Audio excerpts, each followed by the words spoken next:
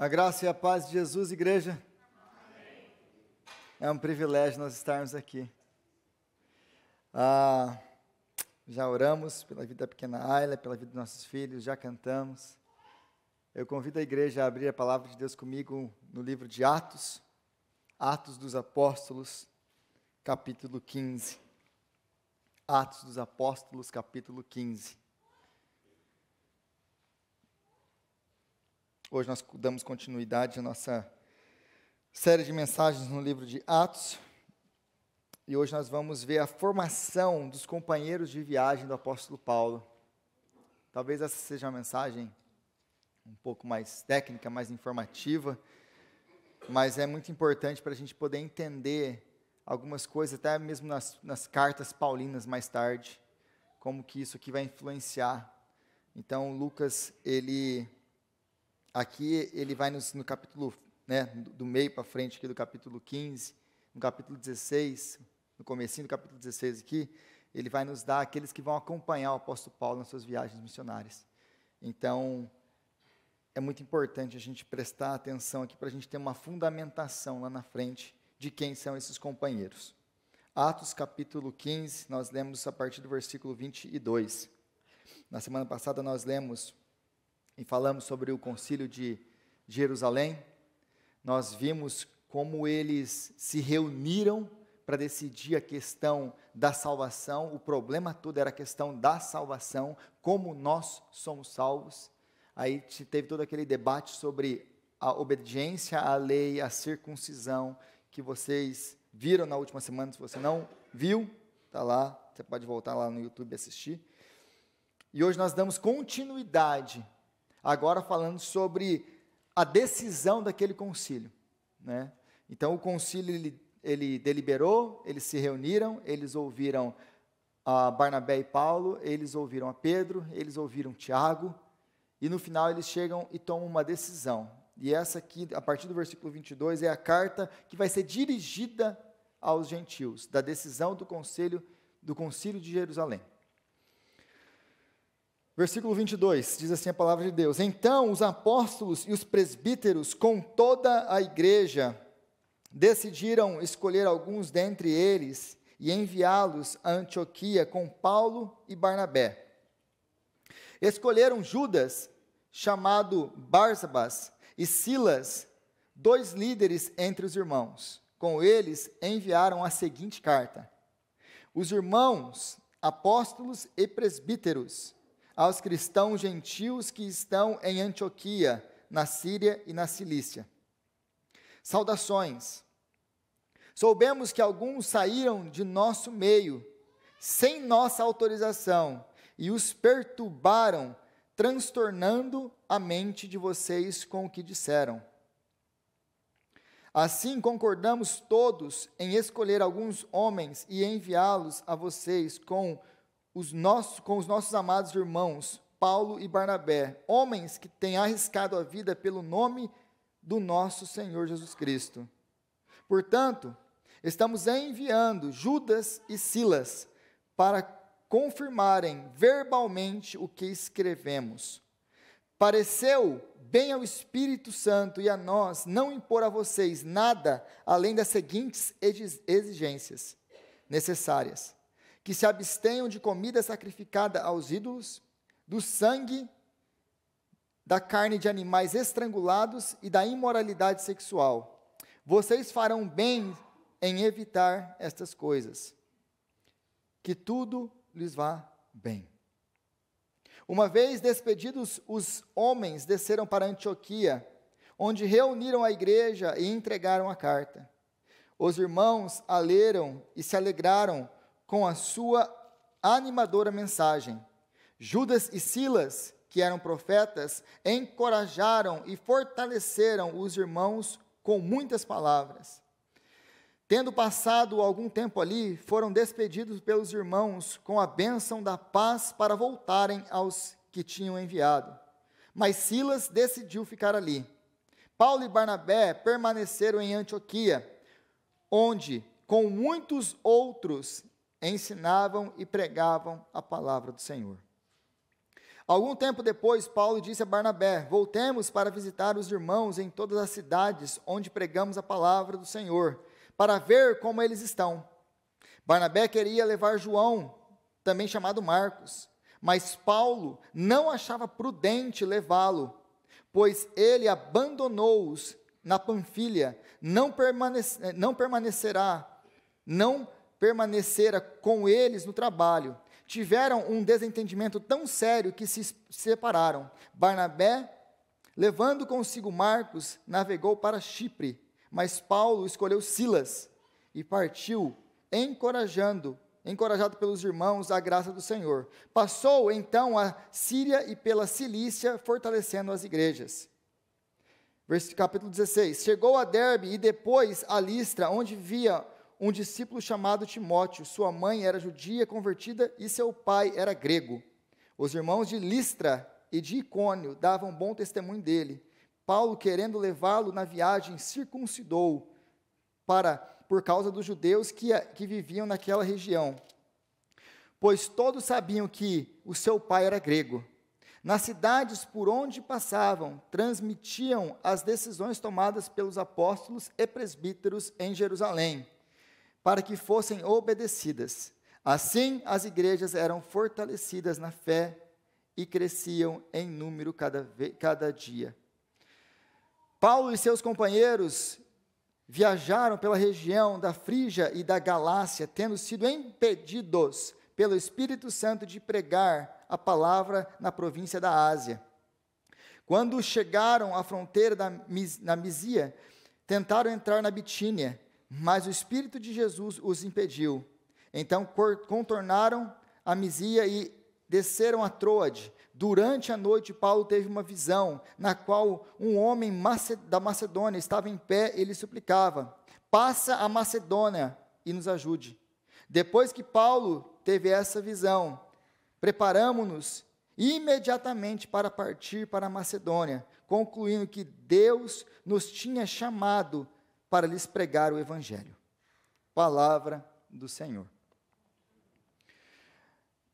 À primeira vista, o que parece aqui é que é uma história toda conectada, mas parece que, de uma certa forma, como uma perícope, como um todo, são histórias diferentes que Lucas está contando.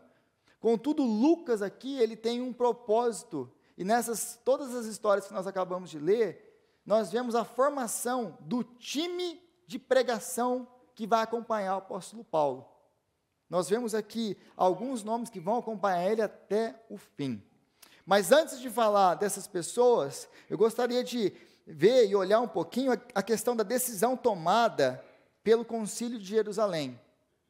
Com base de toda aquela conversa que nós tivemos na última semana, de toda aquela conversa do capítulo 15, do começo do capítulo 15 aqui, com relação como nós podemos ser salvos, qual é o caminho da salvação?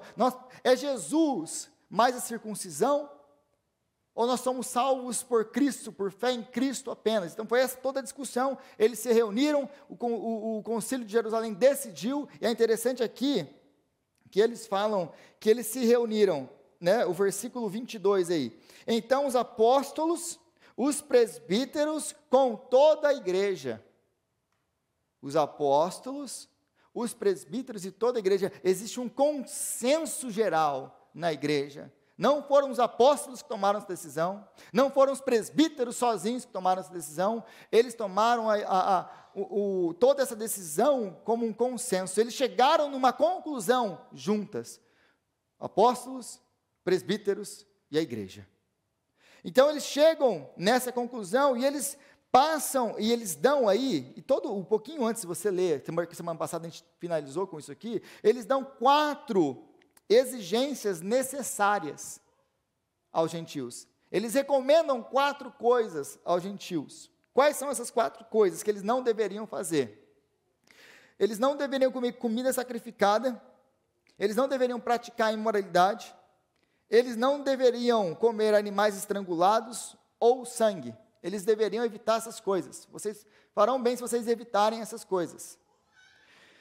Mas logo de começo, a gente já começa a pensar aqui uma coisa, e pensar sobre, mas a decisão do concílio não foi que não é Jesus e mais nada, não é só a graça, então nós não estamos voltando para um tipo de lei, nós não estamos adicionando a alguma coisa à salvação, porque se é só Jesus, é só Jesus. Por que eles estão colocando essas exigências aqui? Porque parece que eles estão adicionando, parece que eles estão voltando atrás naquilo que eles estão falando. Ou tá bom, vamos ignorar isso, eles estão sendo seletivos, ignora a parte da lei, nós não vamos fazer isso, mas nós vamos fazer isso aqui. Por que que eles colocam essas 4 coisas? Aliás, se você olha para o Antigo Testamento, e você lê o Antigo Testamento, você vai ver que a lei cerimonial é gigantesca. Por que essas 4 coisas? Aí, quando a gente entende o porquê dessas 4 coisas, a gente vai entender o porquê eles colocam e como isso não está contradizendo o que eles decidiram no concílio. Tá? A primeira coisa que a gente precisa entender é que o concílio não coloca isso como uma exigência para a salvação. Em nenhum momento aqui na carta, em nenhum momento no capítulo 15, nós vemos que isso aqui, essas 4 coisas são colocadas como exigências para a salvação, como os judaizantes estavam tentando colocar a circuncisão e a obediência à lei, no comecinho do capítulo 15, no capítulo 15, versículo 1, versículo 5. Se vocês não forem circuncidados, vocês não podem ser salvos. Se vocês não obedecerem à lei de Moisés, vocês não podem ser salvos. Aqui, o concílio de Jerusalém, ele não, em nenhum momento está falando, se vocês não obedecerem essas 4 coisas, vocês não podem ser salvos. Então, isso aqui é muito importante a gente notar. Eles não estão adicionando à salvação mais nada. Eles não estão falando, olha, vocês precisam ter fé em Jesus e seguir essas 4 coisas. Eles não fazem isso. Eles colocam ali como uma exigência necessária. E eles farão bem se eles seguirem essas coisas. E por que então essas 4 coisas? Porque todas essas coisas estão ligadas à idolatria. Todas essas exigências deles estão ligadas à idolatria. É por isso que eles citam essas 4 coisas. Por exemplo, comida sacrificada aos ídolos. Para você comer comida sacrificada aos ídolos, significava que, não necessariamente, mas na grande maioria, que você iria entrar no templo dos ídolos, participar do culto aos ídolos e participar da comida oferecida aos ídolos. Ou seja, você se diz cristão, você se diz crente, mas você vai participar do culto pagão. Aí os irmãos falaram, você não deve fazer isso. A segunda coisa, imoralidade sexual. Antioquia, ele era um centro de imoralidade sexual. Imoralidade sexual era uma coisa comum na vida da cidade de Antioquia. Principalmente por causa dos templos pagãos, que tinham lá sacerdotisas e sacerdotes que eram prostitutos ou prostitutas cultuais. Como que você ia no templo desses deuses, Afrodites e outros, que você ia lá, como que você participava, como que você cultuava? Nós cultuamos na nossa igreja, a gente vem aqui, a gente canta louvores ao Senhor, nós temos a pregação da palavra, é assim que nós cultuamos o nosso Deus. Como que eles cultuavam esses deuses? Fazendo orgias sexuais. Então era muito comum para o povo participar de imoralidade sexual. Conectado com o paganismo. Então eles falam, vocês evitem essas coisas. Então eles sabiam muito bem do que eles estavam falando. A terceira coisa, vocês devem evitar animais estrangulados. Dentro da maneira com que eles adoravam os deuses deles, e dos rituais deles, estrangular o animal era uma maneira de sacrifício aos deuses deles. Então, mais uma vez, aqui está conectado à idolatria. E por último, o sangue. Primeiro que o sangue é uma proibição do Antigo Testamento, mas eles não estão apenas pensando nisso. Lembre que eles estão escrevendo para uma carta para pessoas que basicamente não sabem nada de Antigo Testamento. Então, por que do sangue? O sangue também era bebido pelos sacerdotes e pelas pessoas que participavam dos cultos pagãos, ou ele era experimentado por essas pessoas. Porque no sangue há vida, então tinha todo um ritual envolvendo sangue. Então todas essas 4 coisas aqui são coisas que estão ligadas à idolatria. Em outras palavras, o que eles estão falando para esses irmãos é o seguinte: olha, vocês agora são povo de Deus. Então vocês não se envolvam mais nessas coisas que antigamente vocês costumavam se envolver. Não façam isso mais. Abandonem essas práticas. Porque para eles, na cabeça deles, podia ser muito natural. Não, mas eu sempre fui lá no paganismo, eu sempre fui lá naquele templo, eu sempre fiz essas coisas. Então eles precisavam ter uma direção apostólica, falando, olha, vocês não façam mais essas coisas. Mas em nenhum momento, a gente precisa enfatizar isso, essas 4 coisas são colocadas em pé de igualdade com a salvação, ou como exigências para a salvação. Isso tem que ficar muito importante. Então o concílio não está voltando atrás na sua decisão. E por que eles colocam também essas outras coisas? Porque para o judeu, ele não poderia ter relação com essas pessoas, dentro de uma igreja agora misturada, onde você tem judeus e gentios. Gentios praticando todo tipo de imoralidade, todo tipo, comendo carne de tudo quanto é jeito. E o judeu tem uma série de regulamentação de pureza no seu alimento. É por isso que o judeu não podia comer com o gentil. Porque os gentios comiam carne, ou comiam comidas que eles não poderiam comer, que os judeus não poderiam comer. Então o judeu e o gentil não podiam comer junto por causa dessas coisas, porque a mesa do gentil era impura para o judeu. Eles tinham na mesa coisas que o judeu jamais colocaria na boca. Então, a questão que está acontecendo aqui, e é o que o concílio está tentando resolver, são basicamente 2. A primeira é a clareza do verdadeiro evangelho. O que é o verdadeiro evangelho? É Jesus mais alguma coisa? Ou é apenas a fé em Cristo? O que eu preciso para ser salvo? Eles estão definindo o que é o evangelho, na sua pureza, na sua centralidade. Então isso eles definem, eles mostram, não é apenas a graça em Cristo Jesus. Nós cremos, nós nos arrependemos do nosso pecado, mas Jesus é suficiente. Nós não adicionamos nada à obra da salvação. É graça. Agora, a segunda coisa que eles querem tratar é a unidade e a paz da igreja. Porque aí você tem do lado gentios, aí você tem do lado judeus. Eles não podem ficar juntos por vários motivos de cerimoniais, de pureza. Então eles querem manter a paz da igreja. Então essas exigências apresentadas, elas não têm nada a ver com salvação ou observância à lei. Eles não estão exigindo, os apóstolos e a igreja de Jerusalém não está exigindo obediência à lei. Porque, mais uma vez, essas 4 coisas, elas não cobrem toda a lei. Elas são coisas especificamente conectadas com a idolatria, com templos pagãos, com a quebra do primeiro mandamento, que aliás vai separá-los, porque agora vai ter uma divisão dentro da igreja.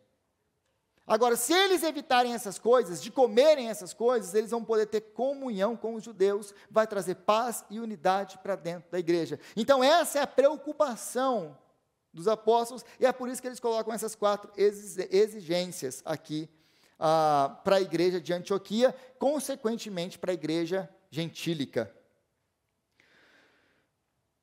Aí o apóstolo Paulo, ele vai lidar com isso, porque é isso aqui que Lucas está colocando. O apóstolo Paulo, ele vai lidar com isso em 1 Coríntios capítulo 8. Porque se você abrir 1 Coríntios capítulo 8, você vai ver lá que o apóstolo Paulo vai lidar com comidas sacrificadas aos ídolos. Agora ele já está falando para um povo, já para uma igreja quase que 90% gentílica, que as pessoas estão acostumadas a ir nos mercados comprarem carne, e aí eles vão comprar carne nos mercados, essas carnes foram oferecidas aos ídolos. Já não é tanto o contexto de você ir no templo pagão e comer aquela comida. Mas o apóstolo Paulo ele vai nos direcionar como nós devemos nos comportar com relação a essas coisas. E aí ele vai deixar muito claro, se aquilo que eu como leva o meu irmão a pecar, nunca mais comerei carne, para não fazer o meu irmão tropeçar. Mais uma vez o apóstolo Paulo ele vai dar um norte para a gente, do quê? Da paz e da unidade da igreja. Porque o apóstolo Paulo, se você conhece o argumento todo de 1 Coríntios, capítulo 8, ou da carta aos Coríntios, ele vai falar assim: eu estou certo de que o alimento sacrificado aos ídolos não faz diferença nenhuma se você comer, se você não comer. Você comer faz bem, se você não comer faz bem também, não faz diferença. É uma coisa que você tem que estar bem convicto no seu coração do que você crê e do que você não crê. Agora, se a pessoa que está ali com você, te vê comendo comida que foi oferecida aos ídolos e se escandalizar, você não come. Por causa da sua consciência? Não. Por causa da consciência do seu irmão, que é fraco na fé. A pessoa que, por exemplo, o judeu que vê a pessoa, um cristão, comendo carne sacrificada aos ídolos, ele ia ficar escandalizado com aquilo. Então o apóstolo Paulo vai falar assim: eu não vou comer carne nunca mais, se for necessário, para não fazer o meu irmão pecar. Aí a gente vem naquele velho debate, né? Por que a minha liberdade, o apóstolo Paulo vai falar isso, por que a minha liberdade vai ser diminuída por causa de consciência do meu irmão? Por que eu vou deixar de fazer alguma coisa que eu gosto, que não é pecado, e para mim não é pecado, não tem nada proibindo aqui na palavra de Deus que seja pecado, não é pecaminoso em si? Por que a minha liberdade tem que ser diminuída por causa da consciência do meu irmão? Se ele não conhece as coisas, problema é dele. Se ele acha que é pecado, é problema dele. O que eu tenho a ver com isso? Eu não tenho nada a ver com isso. Tem tudo a ver com isso. Porque Cristo deixou tudo para vir aqui e morrer por você. Ele deixou a sua liberdade, a sua glória, para se tornar um de nós e morrer por nós. Ele nos deu o exemplo de o porquê nós devemos abrir mão das nossas liberdades em favor do nosso irmão, para a edificação da vida do nosso irmão, da nossa irmã. Esse é o chamado cristão. E é por isso que o apóstolo Paulo vai falar: se aquilo que eu como leva o meu irmão a pecar, eu nunca mais comerei carne. Se escandaliza, se vai ser pedra de tropeço na vida do meu irmão, eu não vou fazer mais. Ah, mas a minha liberdade então vai ser tirada por causa do meu irmão? Vai, porque a liberdade de Cristo foi tirada por causa de você. Ele é o nosso exemplo. Nós fomos chamados para ser imitadores de Cristo. Eu lembro de um pastor no Brasil que ele tinha medo e ele não tomava refrigerante em público, Guaraná. Pastor Messias Anacleto Rosa. Ele não tomava Guaraná em público para que ninguém, algum dia passando de longe, visse ele com um copo de Guaraná e pensasse que era um copo de cerveja. Para não escandalizar o irmão, porque em Cristo morreu. Então essa é o coração de uma pessoa que quer servir, que quer atrair pessoas para Cristo. Tá bom, mas isso aqui não é pecado, então eu vou fazer de qualquer maneira, porque não é pecado.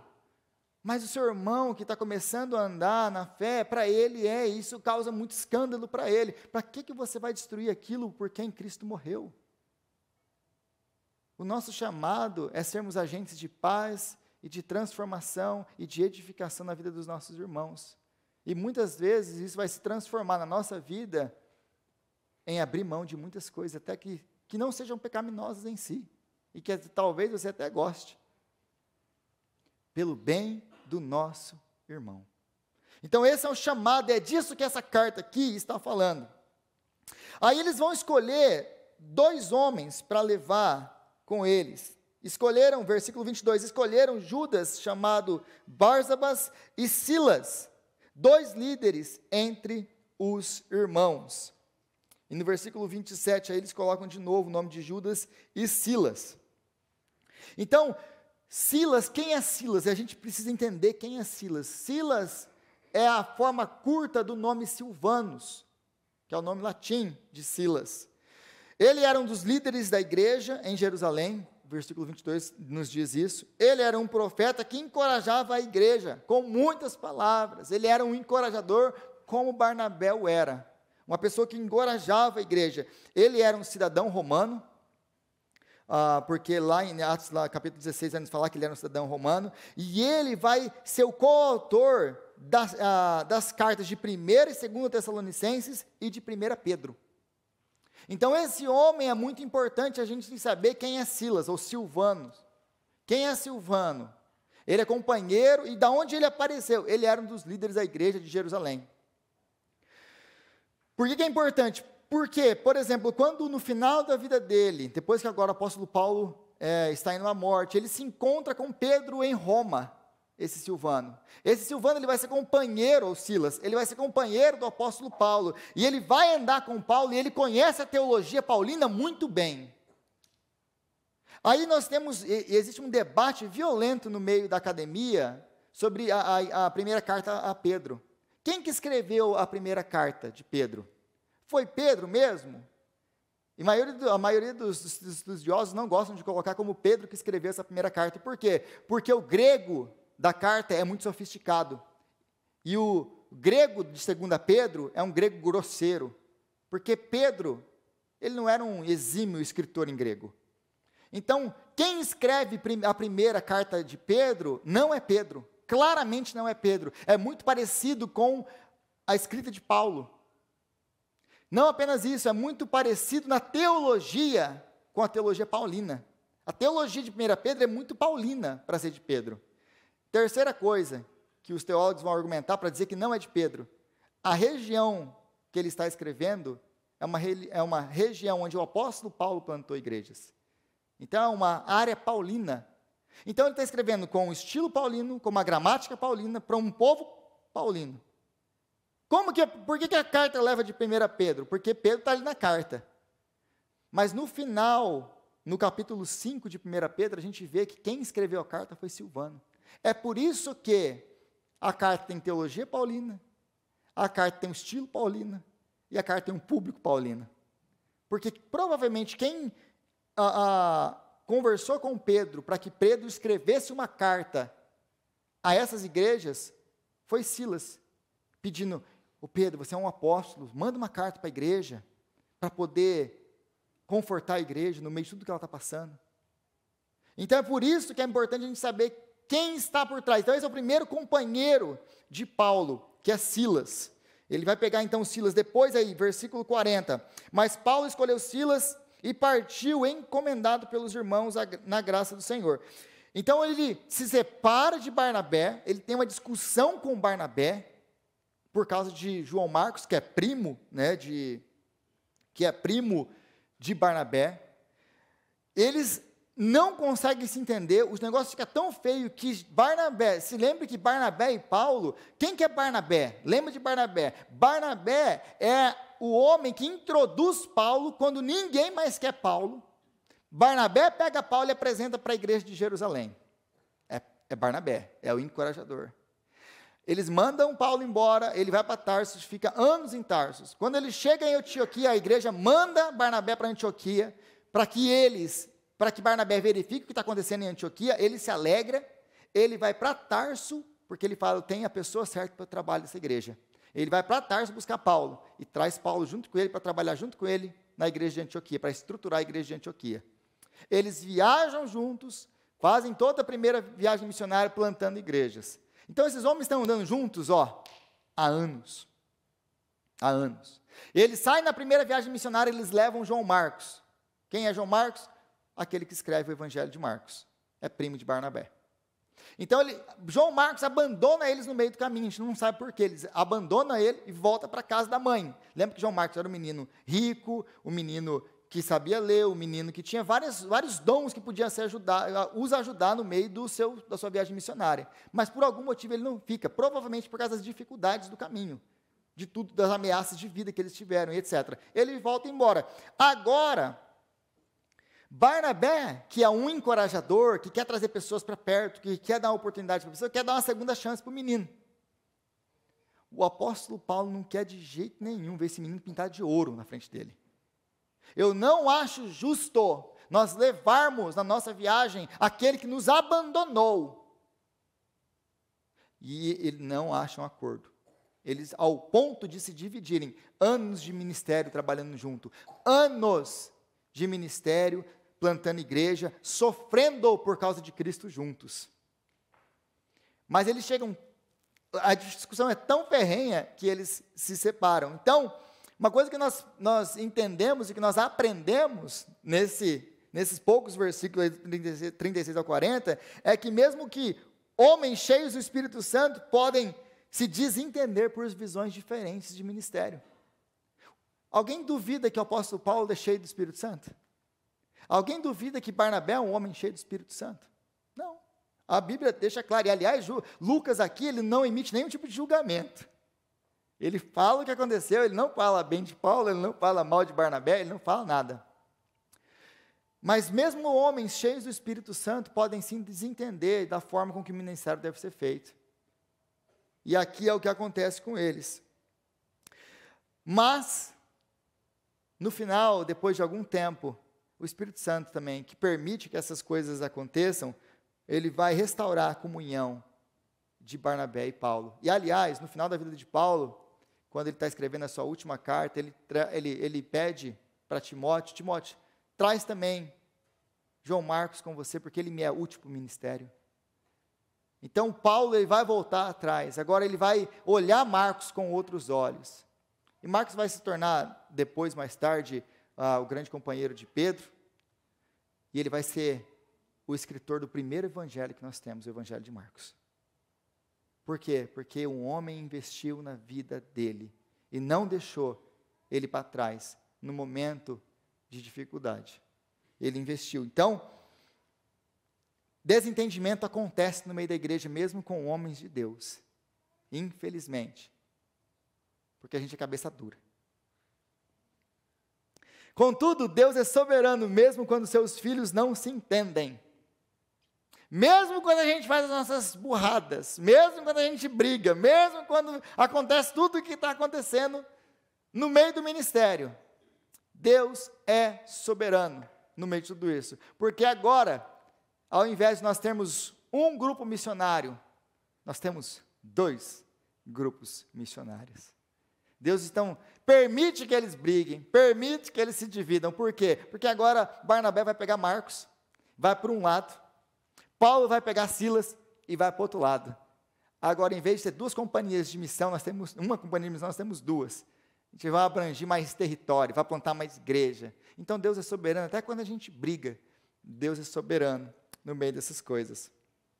Aí, a partir do versículo 1 do capítulo 16, eles chegam a Derbe e depois a Listra, onde vivia um discípulo chamado Timóteo. Sua mãe era judia convertida e seu pai era grego. Os irmãos de Listra e de Icônio davam bom testemunho dele. Aí, o versículo 3 é um versículo complicado. Por causa de tudo que está acontecendo. Lembra, você nunca pode parar de ler a Bíblia no seu contexto, sem saber, ou sem se lembrar do que você viu anteriormente. Lembra de toda a discussão do capítulo 15 com relação à circuncisão. Capítulo 16, versículo 3. Paulo, querendo levá-lo na viagem, circuncidou-o por causa dos judeus que viviam naquela região, pois todos sabiam que seu pai era grego. Como assim, Paulo? Já não basta a carta, já tem um problema ali com essas 4 coisas que vocês exigem. Agora, esse negócio da circuncisão, como que funciona isso aqui? Mas antes de falar da circuncisão, quem que era Timóteo? Quem era Timóteo? Timóteo era provavelmente, os teólogos vão dizer que Timóteo provavelmente ele tinha entre 16 a 18 anos. Ele era um jovem mesmo, como um dos nossos jovens aqui. 18 anos de idade. Apesar da pouca idade, ele era muito respeitado pelas igrejas ao redor, ou pela cidade, porque se você volta aí, versículo 2, os irmãos de Listra e de Icônio davam bom testemunho dele. Então as cidades conheciam Timóteo. É um menino novo, menino de 18 anos de idade, que os irmãos daquela cidade, toda aquela igreja daquelas 2 cidades, conheciam ele e davam bom testemunho dele. É um menino de Deus. Porque nessa idade aqui, a gente tem que confessar que muitos dos nossos jovens não dão muito bom testemunho. Agora, Timóteo era diferente. E Paulo escuta essas coisas. Opa, peraí. Um menino novo. É um menino que era filho de pai grego e mãe judia.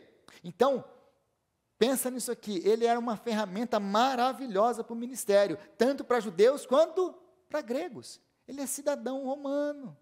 Esse cara agora, ele tem ele fala grego fluente, ele fala inglês fluente, ele fala português fluente. Ele entende a cultura dos brasileiros, ele entende a cultura dos americanos.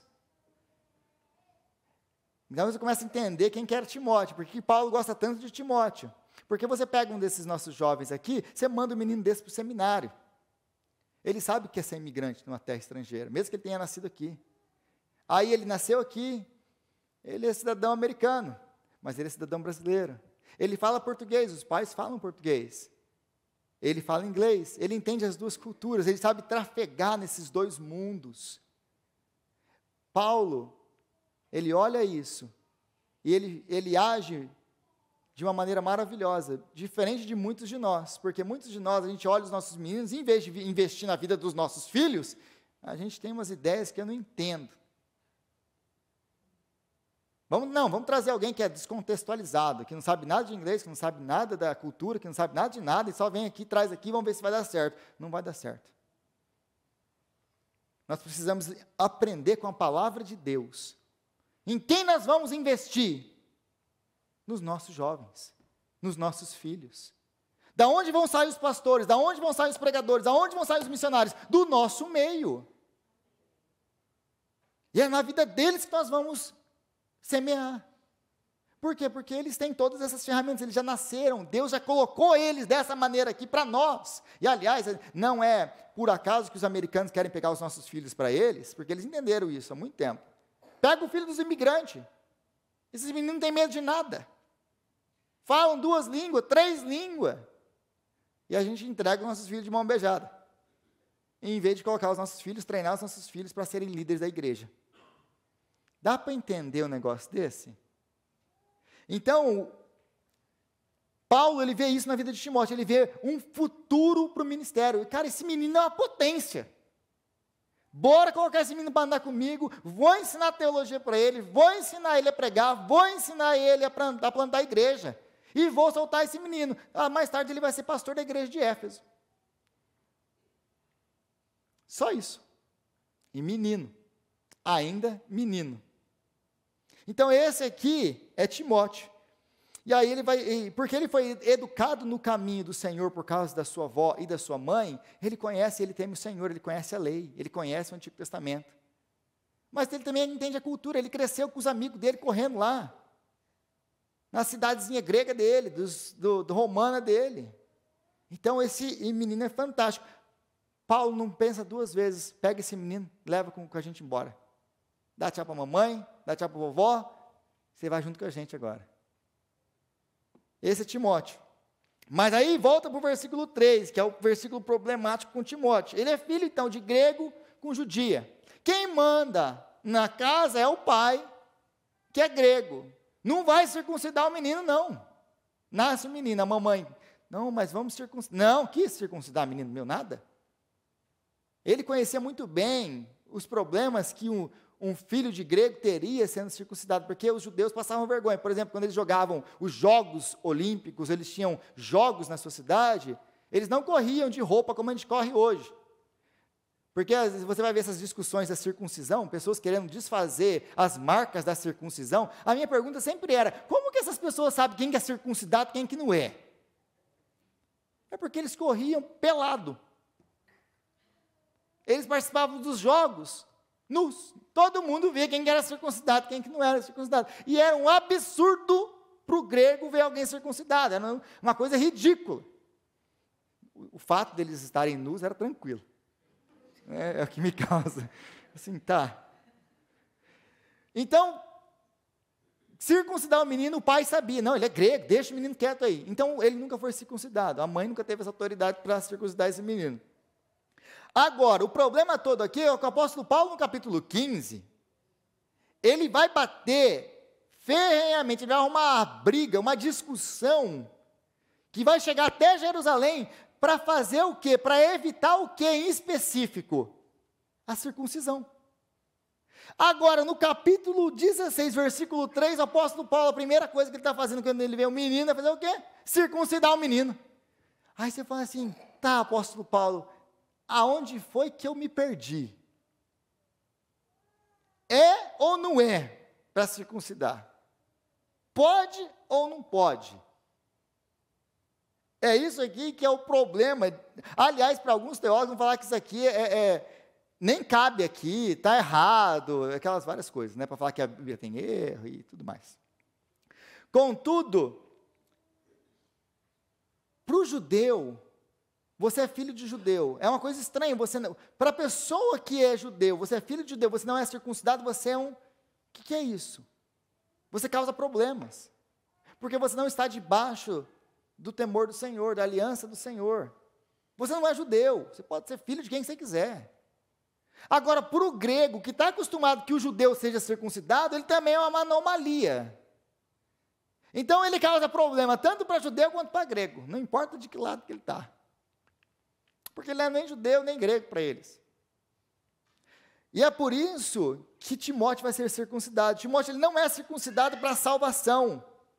Timóteo não é circuncidado, mais uma vez, separa a questão de salvação. O apóstolo Paulo não está circuncidando Timóteo por causa da discussão do capítulo 15, para que Timóteo fosse salvo, porque ele não era salvo. Todo o contexto aqui, tudo que o Paulo está tentando fazer, é o quê? Ele vai circuncidar Timóteo para o bem do ministério, para o bem das pessoas que ele vai ministrar, para que a circuncisão de Timóteo abra portas para ele, agora no futuro, para que ele possa pregar o evangelho junto com o seu mentor. Então ele vai tirar essas barreiras que poderiam aparecer durante o caminho na sua jornada. Mais uma vez, Timóteo ele vai se submeter a uma coisa que ele não precisava se submeter, pelo bem do evangelho e da pregação do evangelho. E às vezes a gente não está querendo dispor do mínimo de tempo nosso para poder abençoar um irmão, para o bem do evangelho. Para o bem do evangelho, muitas vezes nós não temos a coragem de fazer as mínimas coisas. Timóteo era capaz de ser circuncidado para que a pregação do evangelho pudesse progredir, para que ele não fosse pedra de tropeço para ninguém. Esse é o coração de quem serve Jesus. Eu vou fazer o que eu tiver que fazer, pelo bem do evangelho, mesmo que isso me custe, mesmo que isso me doa, mesmo que isso vai tomar meu tempo, mesmo que eu vou pagar um preço alto nisso, eu vou fazer pelo bem do evangelho. É por isso que Paulo, ele vai circuncidar, então, Timóteo. Então, porque a gente tem que lembrar, a gente tem que fazer um contraste, que Paulo, ele vai para Jerusalém com Tito, e Tito é grego. Ele vai, aliás, para essa discussão toda aqui com Tito, e em nenhum momento ele vai circuncidar Tito. Porque Tito é grego. Então não tem porquê, ele não está sendo barreira, pedra de tropeço para o ministério de ninguém. Agora, mais uma vez, a ênfase aqui é a questão do bem, da pregação do evangelho, o que eu estou disposto a fazer para que o evangelho avance. Eu estou disposto a abrir mão de mim para que o evangelho avance? Essa é a pergunta que nós temos sempre que fazer para nós mesmos. Eu estou disposto a abrir mão das minhas preferências, dos meus gostos, do meu tempo, do meu dinheiro, de tudo para o bem do evangelho? Ou não? Não, eu prefiro ficar com os meus gostos mesmo, com as minhas preferências mesmo, e eu não estou nem aí se vai dar para pregar ou se não vai dar para pregar para ninguém. Como tem sido, então, a nossa atitude? Agora, no versículo 10 e 11, a gente vê o último deles aí. Compara comigo o versículo 16, capítulo 16, versículo 6. Paulo e seus companheiros viajaram pela região da Frígia. Versículo 6. Paulo e seus companheiros viajaram pela região da Frígia. Agora vai para o versículo 10. Depois que Paulo teve essa visão, preparamo-nos. Existe uma diferença entre o versículo 6 e o versículo 10, não tem? Qual é a diferença do versículo 6? Paulo e seus companheiros. Terceira pessoa. Ele está falando de Paulo, lá é o Hildo e a Kathleen. Eles foram viajar para algum lugar. Agora o versículo 10. Depois que Paulo teve essa visão, preparamo-nos imediatamente e partimos para a Macedônia. Concluindo que Deus nos tinha chamado. O que mudou aqui agora? Agora você muda para a primeira pessoa do plural. Agora não é mais Paulo e seus companheiros, é nós. Sou eu junto com os companheiros de Paulo. Agora, quem que é colocado, quem que começa a andar com Paulo a partir do capítulo 16? Isso aqui é muito importante. Lucas. Lucas agora ele entra na história, na sua própria história. Agora Lucas vai se tornar em Troade, versículo 8. Então, contornaram a Mísia e desceram a Troade. É ali que ele encontra com Lucas. Agora Lucas vai ser o companheiro do apóstolo Paulo de viagem, o médico amado,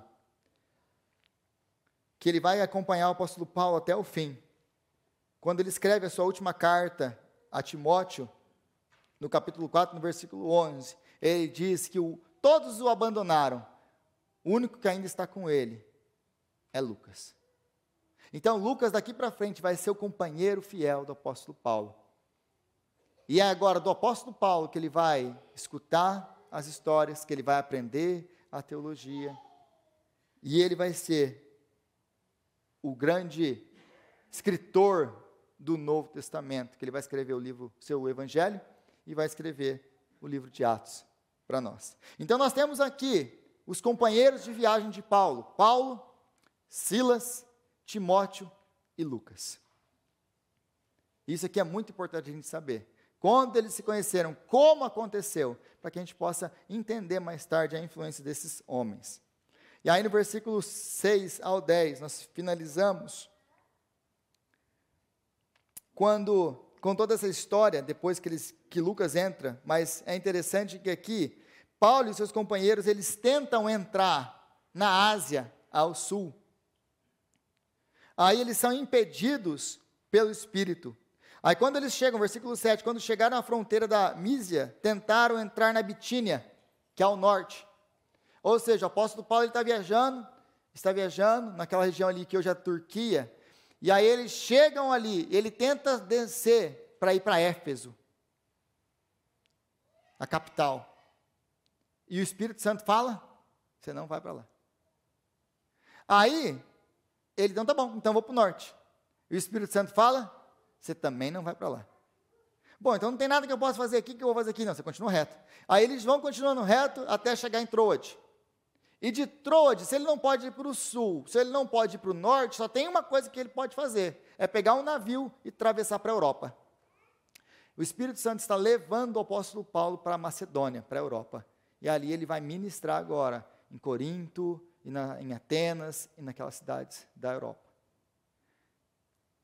O que nós podemos aprender com essa proibição do Espírito Santo? Porque se você conhece a história do apóstolo Paulo, se você conhece o livro de Atos, você vai ver que mais tarde, o apóstolo Paulo ele vai acabar indo para a Ásia. E a Ásia vai ser um ponto forte do ministério dele. Éfeso vai ser um ponto muito forte do ministério do apóstolo Paulo.